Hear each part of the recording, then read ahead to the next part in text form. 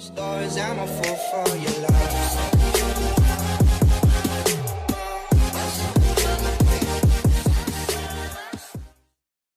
Hi guys, வணக்கம் and welcome to Destination Speak Word.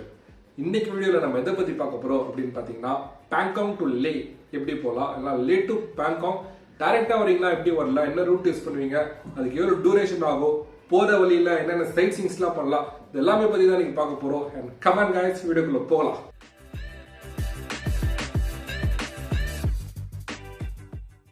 Hey guys, இதான் நம்மளோட root map. So அதில் நம்ம ஸ்டார்டிங் பாயிண்ட் என்ன போட்டிருக்கோம் அப்படின்னு பார்த்தீங்கன்னா பேங்காங் லேக் வியூ தான் போட்டிருக்கோம். பிகாஸ் இதான் நம்ம 3D ஷூட்டிங் ஸ்பாட். ஸோ நம்ம இங்கேருந்து லேக்கு போகணும் அப்படின்னா முக்கியமாக ரெண்டு டைவர்ஷன் தான் வருது. ஃபஸ்ட் டைவர்ஷன் பார்த்தீங்கன்னா துர்புக் வில்லேஜுக்கு முன்னாடியே வரும், செகண்டு கருணூர் வில்லேஜ் பக்கத்தில் வரும். ஸோ நம்ம துர்புக் வில்லேஜை பார்க்கும்போது அந்த ஜங்ஷனில் உங்களுக்கு சென்டரில் ஒரு புத்தா ஸ்டுப்பாக இருக்கும். ஸோ இந்த இடத்துல நீங்கள் லெஃப்ட் எடுக்கணும். லெஃப்ட் எடுத்தால் அப்படியே சாங்லா பாஸ் வழியாக லேக்கு போகலாம். இன்கேஸ் நீங்கள் ரைட் எடுத்தீங்க அப்படின்னா ஷேக் ரிவர் வழியாக நும்ராவலி போகிற மாதிரி இருக்கும். ஸோ நம்ம லெஃப்ட் எடுத்து அப்படியே வந்தால் செகண்ட் டைவர்ஷன் கருணூர் பிளேஸில் எடுக்கணும். இந்த இடத்துல நீங்கள் ரைட் எடுத்தீங்க அப்படின்னா டுவர்ட்ஸ் லே அப்படியே ஒரே ஸ்ட்ரெச்சாக போயிடுவீங்க. இந்த ரூட்டு தான் நம்ம லே மணாலி ஹைவே. இந்த ரூட்டில் திக்ஷே ஷே அப்படின்னு 2 ஸ்பாட் இருக்குது. நம்ம அதை பற்றி ரைட் பண்ணும்போதே பேசலாம். வாங்க ரைட் வீடியோக்குள்ளே போகலாம். ஸோ இதான் நம்ம டர்புக் வில்லேஜுக்கு முன்னாடி வர ஜங்ஷன். நடுவில் புத்தா ஸ்டுப்பாக இருக்குது பார்த்தீங்களா. ஸோ இந்த இடத்துல நம்ம லெஃப்ட் எடுக்கணும். நம்ம ரைட் எடுத்தால் டுவர்ட்ஸ் நும்ராவலி போவோம். அப்படி நும்ராவலி ரூட்டை நீங்கள் செக் பண்ணணும்னு நினச்சிங்கன்னா என்னோடய ப்ரீவியஸ் வீடியோ செக் பண்ணி பாருங்கள். அப்படி இல்லைனா கூட செக் பண்ணி பாருங்கள், தப்பில்லை.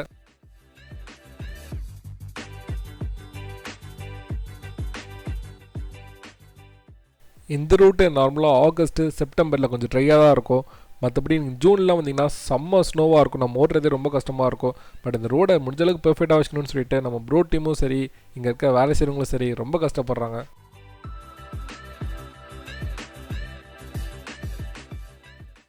இந்த ரோட்டில் ஸ்ட்ரீம் அண்ட் வேலி சைடில் நிறையவே தெரியும். ஸோ அது பார்க்கும்போதே ரொம்ப ஐ கேச்சிங்காக ஒண்டர்ஃபுல்லாக ஃபீல் ஆகும்.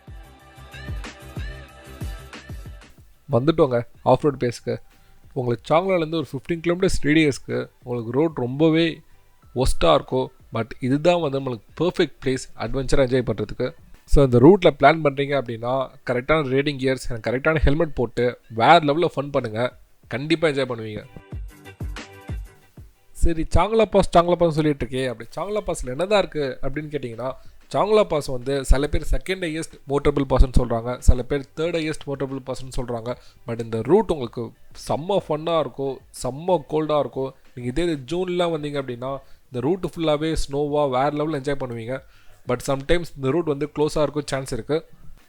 அது மட்டும் இல்லாமல் நம்ம இந்தியன் ஆர்மிக்கு ரொம்ப முக்கியமான ரூட்டுன்னு பார்த்தா இது ஒன்றுன்னு சொல்லப்படுது. பட் முக்கியமாக இது one of the dangerous route கூட. நம்ம ஓவர்டேக் பண்ண போதெல்லாம் அங்கே ரொம்ப கேர்ஃபுல்லாக பார்த்து ஓவர்டேக் பண்ணணும்.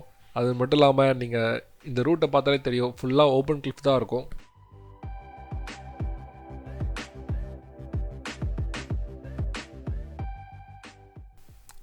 இங்கே எவ்வளோ ஆர்மி வெஹிக்கிள் பார்த்தீங்களா, பார்க்குறதே கொஞ்சம் கெத்தாக இருக்குல்ல. டேய், நான் தண்ணி நாள் இல்லைடா, என்னை பாதுகாக்கிறதுக்கு ஒரு கூட்டமே இருக்குது அப்படிங்கிற மாதிரி கெத்தாக ஃபீல் ஆகுதுல்ல. ஆனால் நிஜமாக பாவங்க, இதெல்லாம் ஒரு பெரிய சாக்ரிஃபைஸ், எல்லாராலாம் பண்ண முடியாது. நம்ம இப்போ சாங்லா பாஸ் ஸ்டாப் வந்துட்டோம். இங்கே ஒரு கிஃப்டேரியா இருக்குது, அதை பார்த்தாலே தெரியும் உங்களுக்கு வேர்ல்ட் செகண்ட் ஹையஸ்ட் மோட்டரபிள் பாஸ்ன்னு போட்டிருப்பாங்க. நானும் பார்த்தேன், செம்ம டிராஃபிக்காக இருந்துச்சு. சரி, வந்ததுக்காக கொஞ்சம் டீ குடிச்சிட்டு போகலாமே, கொஞ்சம் மெமரபுளாக இருக்குமே அப்படின்னு சொல்லிட்டு டீ குடிச்சிட்டு இங்கேருந்து கிளம்பிட்டோம். ஸோ இங்கேருந்து நம்ம சாங்லா பாஸ்லேருந்து டவுன்ஹில் கிளைம் பண்ண போகிறோம். இது வரைக்கும் அப்பில் கிளைம் பண்ணிட்டு இருந்தோம், இப்போ நம்ம டிசெண்ட் ஆக போகிறோம். இது வரைக்கும் ஆல்மோஸ்ட் 25 கிலோமீட்டர்ஸ்க்கு ஆஃப் ரோட் வந்துருக்கோம். ஆஃப் ரோட்னா ரொம்ப டஃப்னு சொல்ல முடியாது, ஓரளவுக்கு ஆஃப் ரோட், ரோலிங் ராக்ஸ் அந்த மாதிரி தான் இருந்துச்சு. பெருசாக ரிவர் கிராசிங் இல்லை ஸ்ட்ரீம் கிராசிங்லாம் பெருசாக இல்லை. நம்ம ஆர்மி வெஹிக்கிள்ஸில் எப்படி போகுது பார்த்தீங்களா, பார்க்க வேறு லெவலில் இருக்குல்ல. பட் இந்த மாதிரி ரோடெலாம் பொறுத்த வரைக்கும் இதெல்லாம் ரோடு ரொம்ப ஃப்ரீக்வெண்ட்டாக போடுவாங்களாங்க. ஆனால் வந்து ஸ்னோ வந்துட்டு போயிடுச்சு அப்படின்னா ரோடு ஃபுல்லாக டேமேஜ் ஆகிடுமா. நீங்கள் நார்மலாக பேங்காங் வந்து லே போகிறீங்கனாலோ இல்லை லேலேருந்து பேங்காங் டைரெக்டாக வந்தீங்கனாலோ இந்த ரூட் தான் மோஸ்ட்லி யூஸ் பண்ணுவீங்க.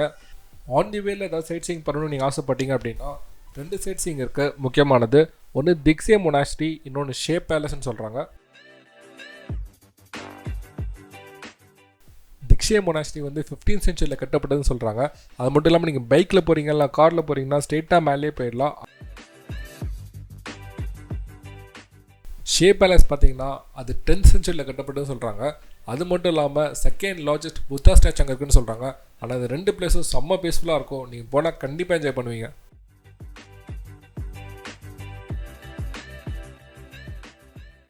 என்னடா வெஹிக்கிள்ஸ்லாம் வரிசையாக நிற்குதுன்னு பார்த்தா அங்கே ஒரு ஆப்ரேஷன் நடக்குது. இந்த மாதிரி ஏதாவது பெரிய ராக் வந்து கீழே விழுற மாதிரி இருந்துச்சு, இல்லைனா பெரிய ராக் வந்து ரோட்டில் இருந்துச்சு அப்படின்னா அதை உடச்சி இந்த மாதிரி வெளியே தள்ளி விட்ருவாங்க.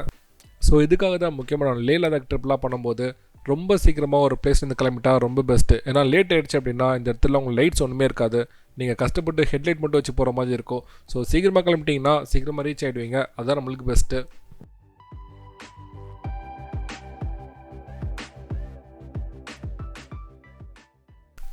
முக்கியமாக இந்த என்டையர் ரூட்லேயும் உங்களுக்கு பெட்ரோல் பங்கே இருக்காதுங்க. லேலேருந்து ஒரு 20 கிலோமீட்டர்ஸ் முன்னாடி தான் உங்களுக்கு பெட்ரோல் பங்கு இருக்கும்.